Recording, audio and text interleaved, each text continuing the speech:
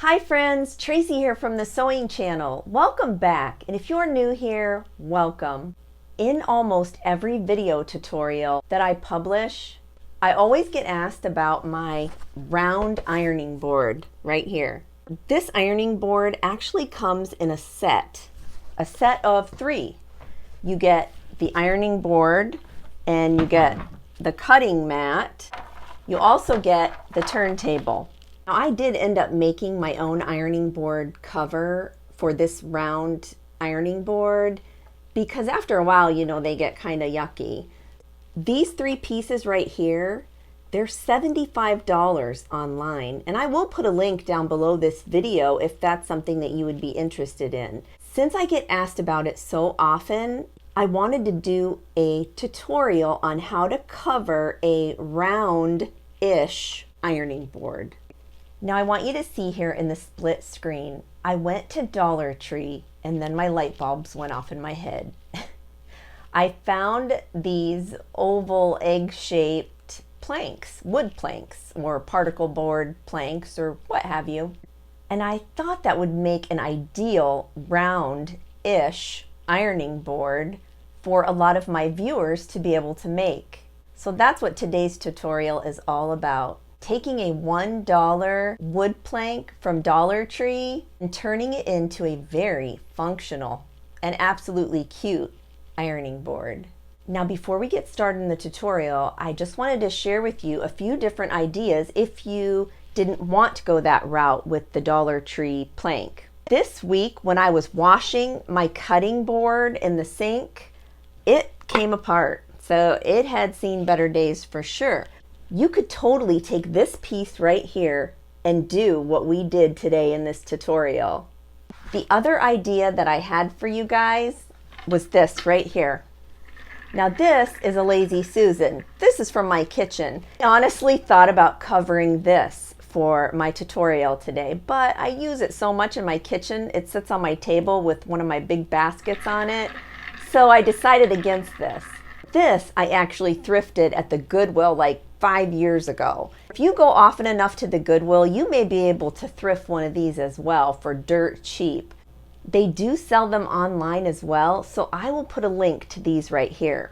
This right here was just a little 5x5 square that I sewed together one day I was messing around. But I just wanted to show you that just even a 5x5 square works perfectly on these little tiny ironing boards. I mean, they really are very handy.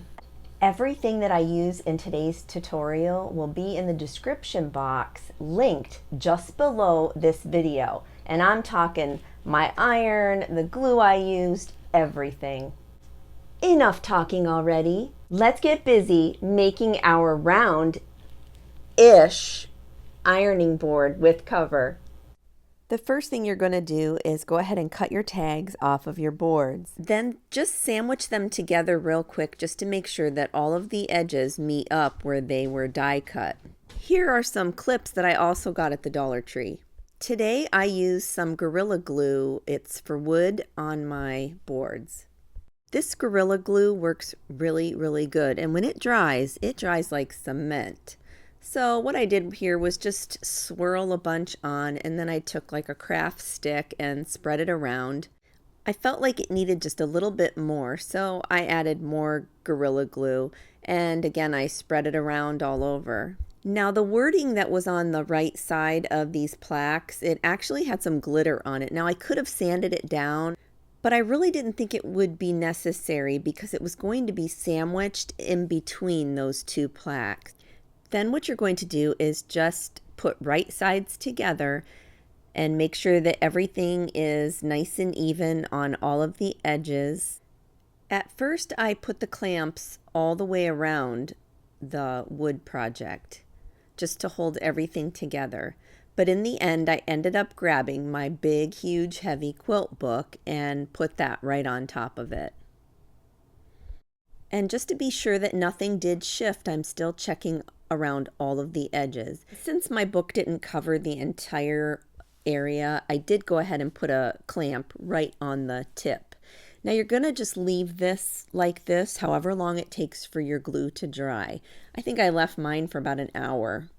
And then you're going to come back and unclamp and take your book off. Check your two pieces and make sure that everything is nice and secure. Here I'm just going to show you on my round board the excess that has to come over on the back in order for it to stay nicely on your board. And that is about 2 inches. And you can see here, I'm just showing you the measurement there. That's how much the overhang is. So we need to make sure that we have 2 inches more around that entire oval. And this is how we're going to do that. I'm going to lay the oval piece of wood there, and I'm just going to measure and mark around that entire piece 2 inches from the edge of the wood out. I'm using a black permanent magic marker because this is going to be the edge, the very edge of the fabric, so nobody's going to see it. So you can just use whatever marking tool you have on hand. For reference, the piece of fabric that I'm using, it is a fat quarter from Walmart. It's actually from Pioneer Woman, if anybody is interested in that.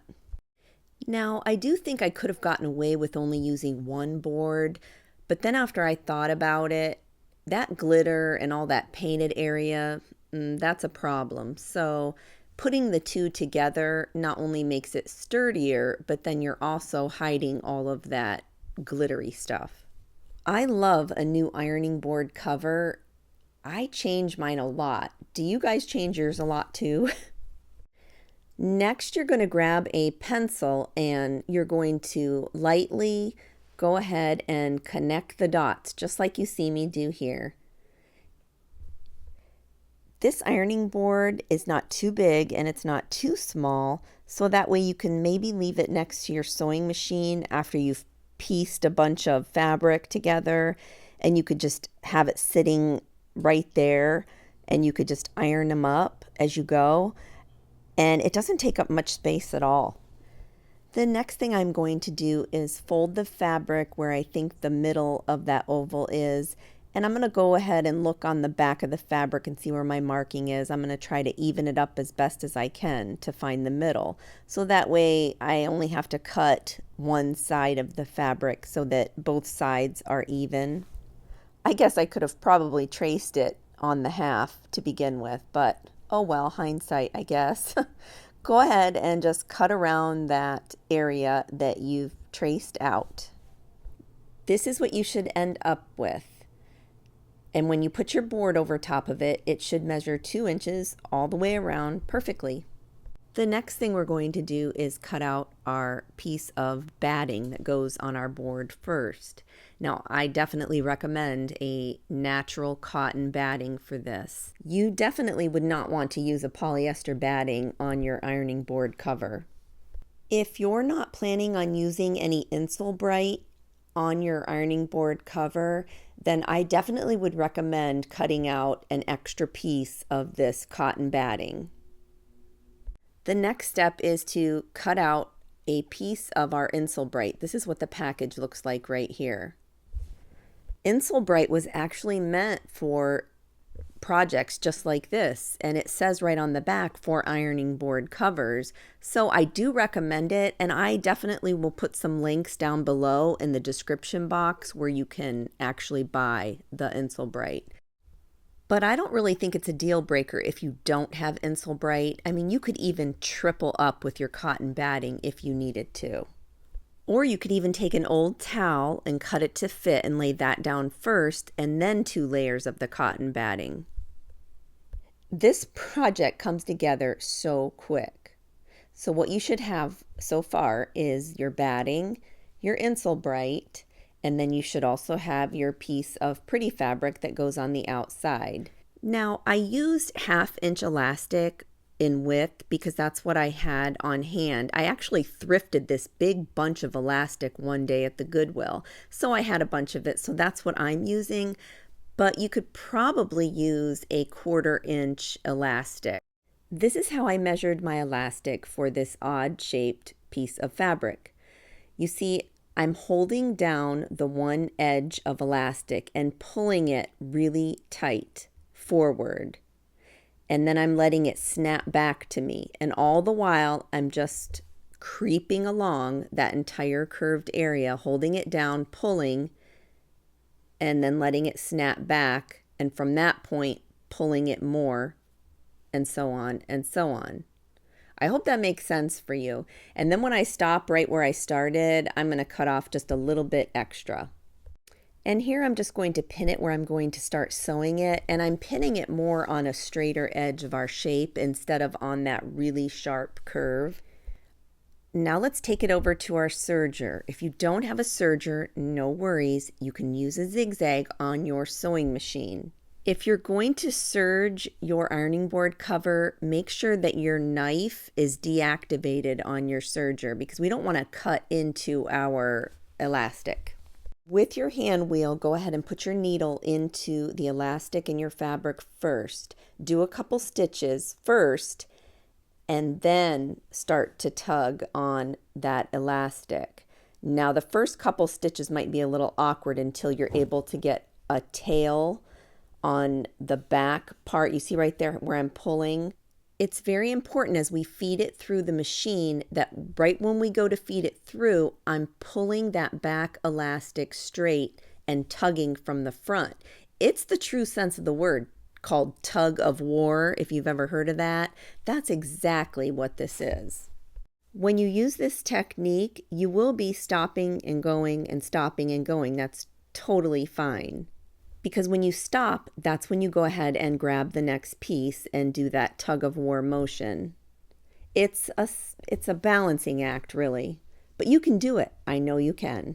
And if you're doing it on a sewing machine with a zigzag stitch, you will be doing the same exact tug of war type technique. Pull and on one end and pull from the back. Now when you get to the end, you're going to pull that last little bit and overlap the very beginning part where you started, and you're going to sew right over them together and sew right off of the fabric, and that ensures a nice solid knot, so to speak, in there. It connects everything together. Go ahead and cut the tail off of that elastic, whatever's extra there, and you should have something that kind of resembles a shower cap or something like that. Now assemble your ironing board cover sandwich. Cotton batting first, and then your Insulbrite, and then your pretty outside fabric over top of that. With your hand, you'll have to go in and smooth out along all the edges where the batting and the Insulbrite is, because it has a tendency to want to come back up because of all the elastic. But go ahead and just nicely shove it all in there toward the edges and smooth everything out. Your cover shouldn't be loose at all. It should be just nicely snug around all of those corners. And you can fuss with it a little bit just to get it where you want it. And just like all of our other projects, give it a good hot press. How cute is this ironing board? In the end, it measured 13 3/4 by 11 inches in an ovalish shape. Here I'm just showing you a side-by-side comparison of my really expensive ironing board compared to my $2 ironing board. This project was so fun and so quick and easy, you'll probably want to make a ton of these, like me. Until next time on the Sewing Channel, take care.